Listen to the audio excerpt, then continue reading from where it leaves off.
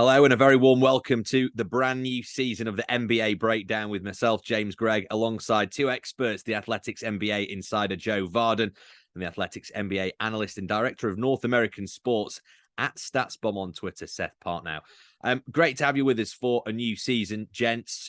It doesn't seem like it's been 5 minutes since we were last talking about the build-up to the crescendo of the last season, to be honest with you. And over the next half an hour or so, we'll try to get as much boxed off as we possibly can in association with Pinnacle.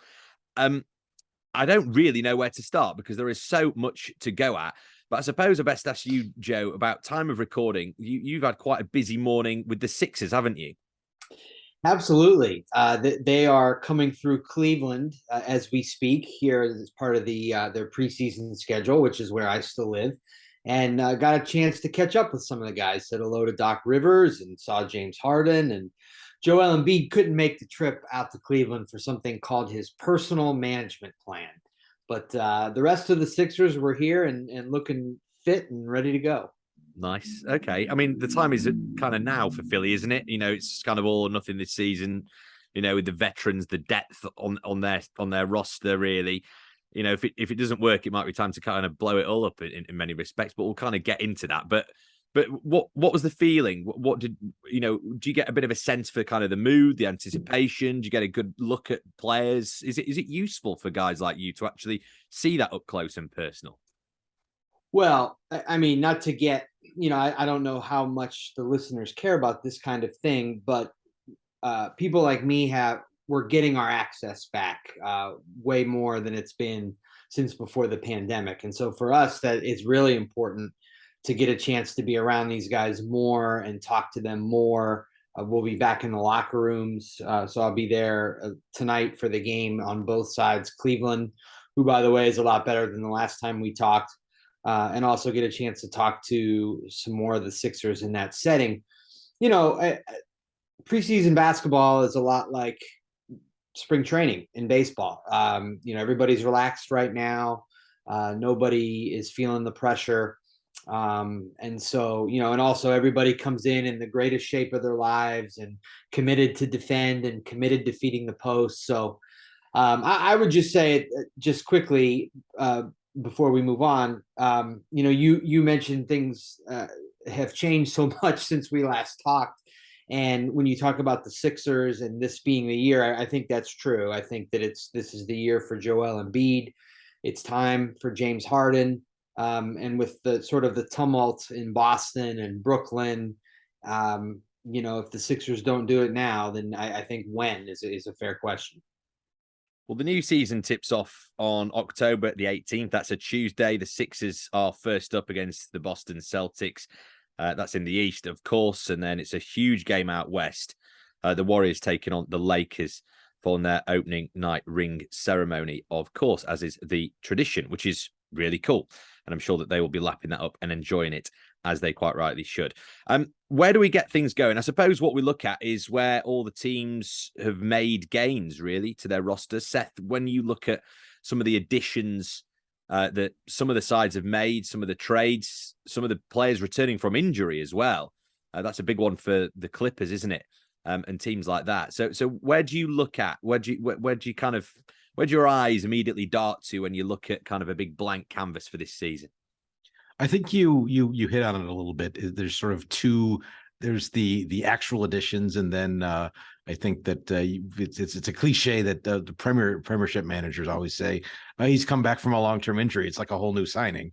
I think that's sort of the mood going into the season for both the Clippers and hasn't been talked about as much, but the Nuggets. I mean, they have the two-time MVP and getting Jamal Murray and until he hurts himself again, Michael Porter Jr. back. Is similarly a big deal in terms of teams that have gone outside. I think the place you have to start is the teams that acquired the former tent poles of the Utah Jazz, the Timberwolves adding Rudy Gobert and of course the Cavs who Joe alluded to adding Donovan Mitchell. I think that those additions are going to be pretty substantial for both teams. The Cavs in particular are one of the teams that I think I'm most interested to see this year. There's just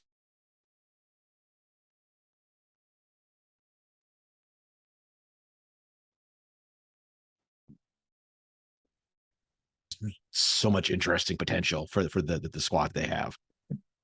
Okay. Sorry about that. I'm recording locally, so all of my so basically I was just saying I'm really interested in seeing the Cavs with Donovan Mitchell in tow is where I left it. Awesome. All right, cool. That's a nice kind of things to get things off and running, actually.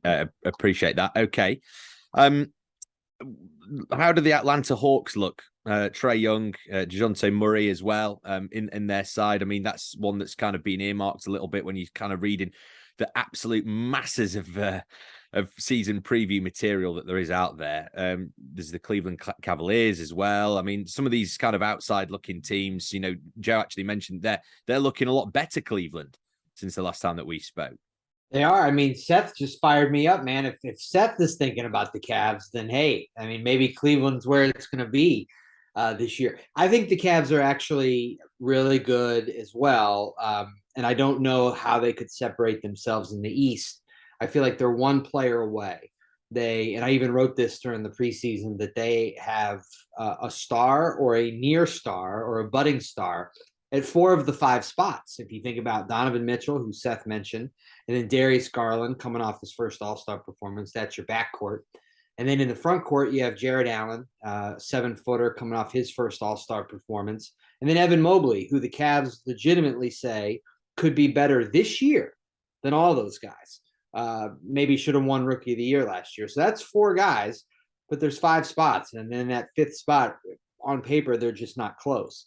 And so, you know, you look at how do they fill in that small forward position? Do they do it this year? Do they feel like they're 1 year away? And next year is the year where you try to fill that spot and make a run? Maybe, but the East is going to be tremendous. I've said and written that the East is deeper than at any time since Shaq left Orlando for the Lakers. And I don't know who comes out of it. I guess it's our job, especially on a gambling podcast, to figure that out by the end of the half hour here. But an exciting 5 or 6 team race for sure. Okay, I mean, let's just run through some of those odds then. So Boston are the favourites to win the East, 3.7 on Pinnacle there or thereabouts before the start of the season. Then you've got Milwaukee and Brooklyn Nets just over 4s. Then the 76ers at 7s, Miami Heat at 9s, and the Cavs all the way out at 16. So that does kind of echo what you're saying there, and clearly not too fancy, despite the fact that they are much improved. The East, though, you talk about how difficult the East is, and we'll come back to the East in terms of, you know, how competitive it is. The West, though, I mean, that's going to be tough, isn't it? Because injuries are behind the Clippers, like we say. You know, it's like signing new players. A great little Premier League football manager-ism there from Seth, which I much appreciated. Golden State making additions as well. 2 seasons ago, you got to remember that the Suns won the West and had the best record in the NBA. So that's a tricky division to call as well, isn't it? Who catches your eye? And from what you've seen and the additions, etc., I want you to give me both kind of your thoughts. You know, Seth, he's just kind of chuckling away. It's. I feel like we're doing a disservice to the Nuggets every time that's like, well, the Clippers are getting their stars back, and it's just like 2-time MVP adding an all-star level player in Jamal Murray, and you know, a very useful, you know, peripheral player in Michael Porter Jr. with then the knock-on effects of putting kind of Aaron Gordon back in the role he should be. And I think you mentioned like the dearth of options on the wing for the Cavs. I think the addition of Kentavious Caldwell-Pope for Denver is going to be one of those sneaky, put everything just that last piece to put everything kind of in the right spots together. A defender for a team that's struggled with perimeter defense, a defender and a reliable floor spacer in that role is just a perfect fit for what else the Nuggets have. So I don't want to go too far, but I think if we're mentioning the Clippers, you just have to include the Nuggets in that part of the conversation as well. Yeah, and on Pinnacle we have all the divisional betting, sort of lists, if you like, and to win the Northwest Division, start of the season, Denver Nuggets are favourites, 1.699 at the moment, clear favourites for that. Joe, do you echo the sentiments of our partner here, Seth? Well, Yeah, I mean, I love Denver. And then I would add Michael Malone. I think he is an unheralded coach in this league. And if you think about when Joker and Jamal Murray were basically kids in this league. I mean, he had them in the conference semifinals and knocking on the door of the conference finals. And so, you feel like this group, this would be the year to really take another jump. And so, yeah, I think that's where it starts. I had to cringe though the other day just because Jamal Murray, I think he left a preseason game with some tightness and a hamstring, and it's just a little knickknack, just a tiny bump and bruise, but it's a reminder of how fragile the Nuggets' success can be there just based on these injuries. And hey, the same goes for the Clippers. Kawhi Leonard really can't stay healthy in this league right now, and neither can Paul George. And the reason why you like them is the same reason that you like Denver in a way, just because they're getting their primary stars back, their secondary guys who played a much larger role last season, got that great experience. They're all back. And then you've got Ty Lue, who is as good of a coach as we have in our league. So that's why you like them. But the health in both sides is fickle. And then that's when you go back and look at a team like the Warriors, who've been there 100 times and done it. I find it's I'm glad we got to the Warriors because you start to talk about sort of fickle health, and this is probably broaches on another subject we need to talk about. But I think that during the last regular season, we saw the two different Warriors teams, the one with a healthy Draymond Green and then the one without, and how important and irreplaceable he is to that team. And he's not getting any younger, and the specter of injury has been over him for the last couple of years. And then you add on top of that sort of the recent practice altercation, which maybe it becomes a bigger deal over the season, or maybe it doesn't. I tend to think something like this, if they start out 10-2, it'll be, hey, remember that thing that happened? Whereas if they kind of scuffle a little bit, it's going to be a longer lingering issue.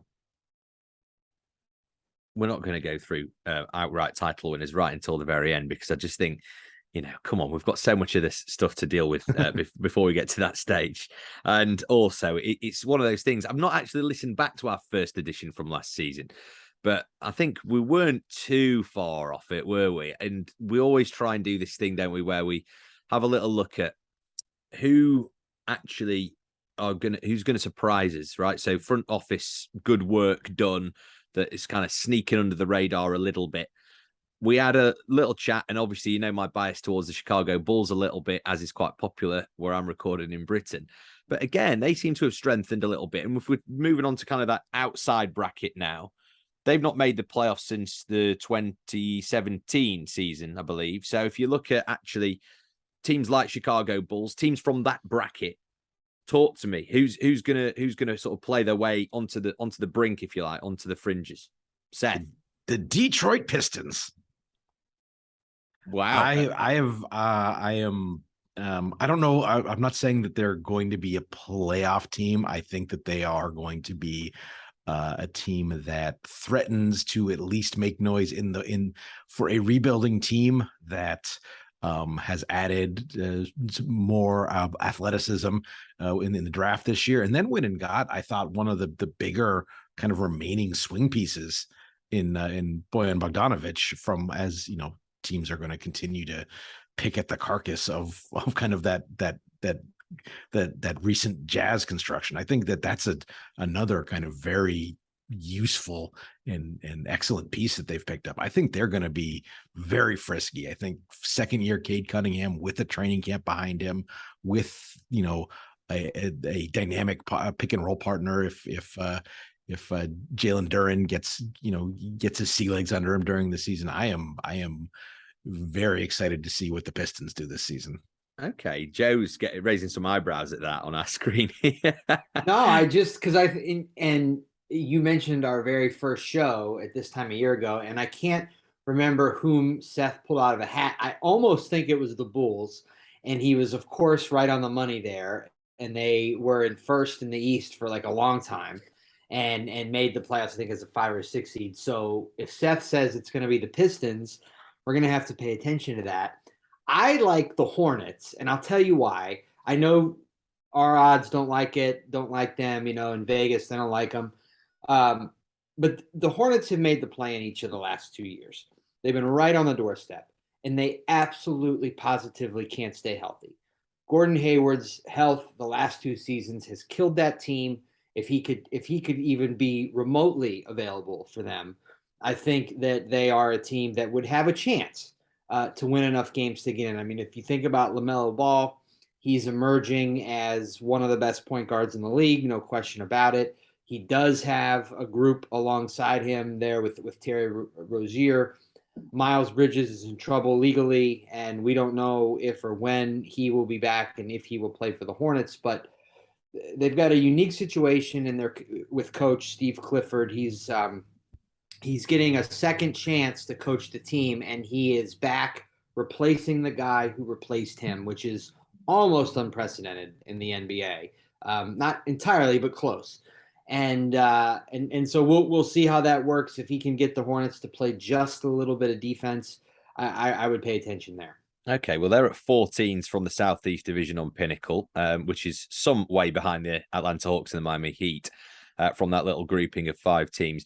I suppose there's an element to that, isn't there, as well? We're talking about actually their season-ending standings here, right? You're trying to push for the playoffs and trying to be a bit of an outsider that breaks through into that crop that's, kind of expected to get there, if you like, in many ways. But there's a little bit more to it than that, isn't there? Because it's actually for those teams that just want to roll into Denver, for example. Sorry, who did you say? Detroit, the Pistons, for example. They want to roll into Detroit, pick up the win, and leave town. Happy days. But actually, these teams, if they are showing a bit more mettle and they are raising a few eyebrows throughout the season, it just gives those bigger teams something to think about, doesn't it? And that's another element that we're not really talking about here, is it? Because they might not get anywhere near the playoffs. But if they can be a potential banana skin for some of those bigger teams, that can actually make a big effect on the league, can't it? Come at the end of the season, Seth? Oh, for sure. There's a phrase we used to use when I was in the Bucks front office to talk about some of the end of season games where your teams have varying levels of motivation towards winning the game and are maybe moving into more of a developmental path, whether that developmental path is getting reps for their own young players or paving the way to add, I don't know, Victor Wembanyama to their roster next season. We used to call those fake games. And so if we're looking at teams that are no longer, fake game opponents, I think that, Detroit, I think that they were at times last year, once Cade kind of got his feet under him, were frisky. I think that's going to be the case all season this year.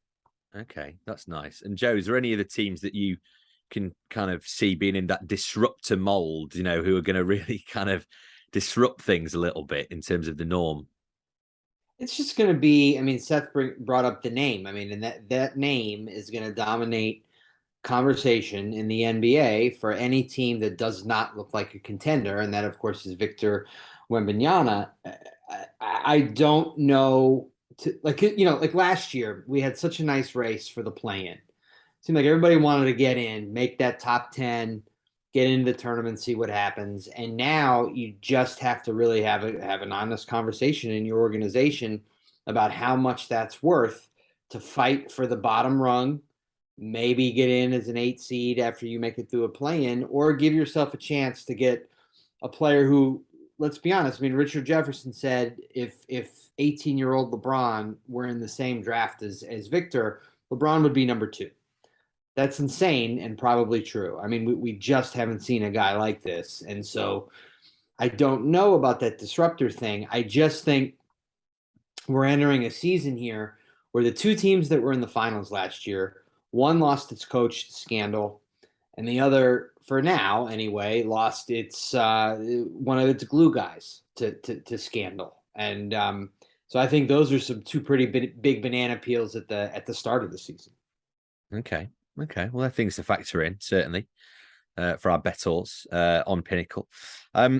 we've got other markets to look at as well, of course. We, of course, have the Defensive Player of the Year, the Rookie of the Year, regular season MVP, etc. as well. Jaden Ivey. Talk to me about Jaden Ivey. Rookie of the Year. He's our favorite on Pinnacle at sevens, just over sevens. Good value or not good value? So the thing with Rookie of the Year is basically you're looking for a player who's going to get enough playing time and opportunity to put up stats. And Jaden Ivey is certainly a player he's like just on a basketball standpoint was my favorite player in this draft. Now in terms of who's going to have the most opportunity, he's certainly among that group. I mean, the other name you'd have to probably mention is the player who got drafted immediately ahead of him, much to my chagrin, was Keegan Murray in Sacramento. I mean, those are, it's all the Rookie of the Year is less about who you think is the better player than who's going to play the most and get the most shots almost. Yeah. Okay. All right. So that's something to factor in. If you're a listener to this podcast and you're thinking, oh yeah, well, I like him. He's a great player. And is he going to get the minutes? That's something to think about, isn't it? Joe, is there anybody that you like? Forget about the award. Any of the young players from the draft that really caught your eye? Well, I would stick with the award. I mean, I like that question. And you look at Banchero, the number 1 overall pick. My concerns there are the Magic probably aren't going to be very good, and there's not a lot around him. And then beyond that, I mean, the position, when he plays, there's a number of teams on both sides of the aisle, but especially on the East, that are just rugged at that spot where he's probably going to be playing. And so we'll see how exposed he gets at one end of the floor. But I mean, Seth is right with the formula when you talk about how you stand out as Rookie of the Year, and he's going to have the number 1 overall pick pedigree, and he's going to probably be the best player on their team. Interesting stuff. Another market that I want to go through, and this is something that's a little bit different here, but it's the regular kind of season under or overperforming mark, if you like. So carefully structured by the guys at Pinnacle. They obviously take a lot of care into this, and this will really make you guys and ahhing. But I want you to simply answer me these questions. Brooklyn Nets, over 50 wins or under 50 wins throughout the season? Seth and Joe.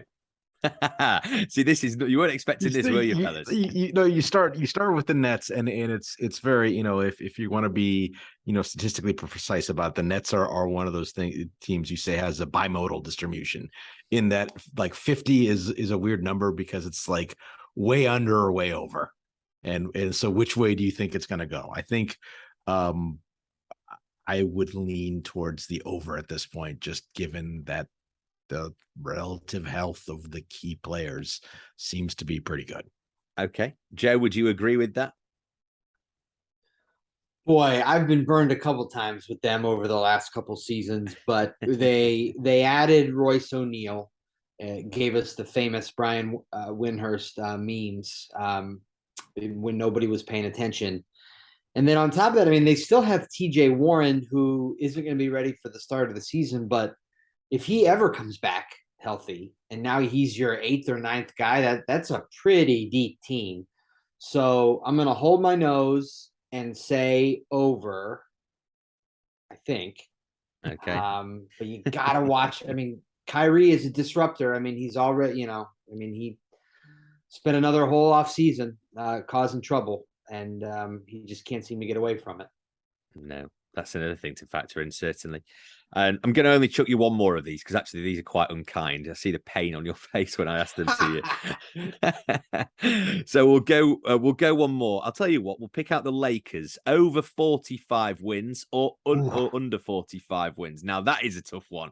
Sorry, I know I could have gone on these all day, but it's a cool little section to have. Well, so the Lakers are sort of a team I start out like, you got to talk me out of going under, just because, just in general, regardless, you could, whatever else it is, just because they are sort of the team that because of their profile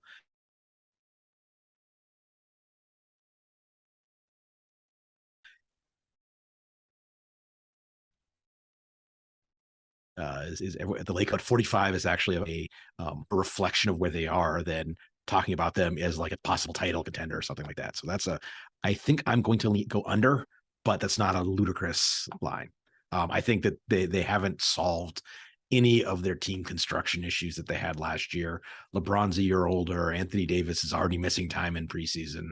And once you get past that, barring them somehow making a trade to swoop in for a top player somehow with, giving up very little of their current team, they just don't have enough talent, and they don't have the right talents. More pertinently, I think we talked about this last year. And the model, you have LeBron, you have Anthony Davis, defense and shooting around them. Still haven't really done much of that. Yeah.